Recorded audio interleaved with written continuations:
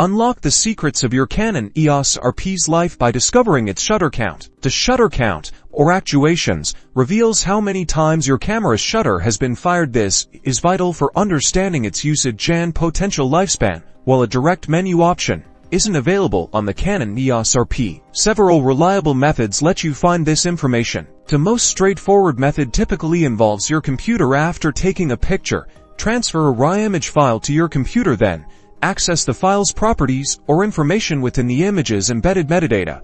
You'll find the shutter count. Numerous third-party websites are designed to read this EXIF data. Upload a RAW image to one of these sites, and it will extract a shutter count for you. A quick online search for Canon EOS RP shutter count checker will provide a list of these services. Alternatively, dedicated software can be utilized. Some photography programs allow you to connect your camera directly via USB and retrieve the shutter count. This method is convenient for regular photo transfers or more detailed camera diagnostics. Knowing your shutter count is essential for proactive maintenance. Camera shutters are rated for a specific number of actuations, often in the tens or hundreds of thousands. This information helps you anticipate when servicing might be necessary.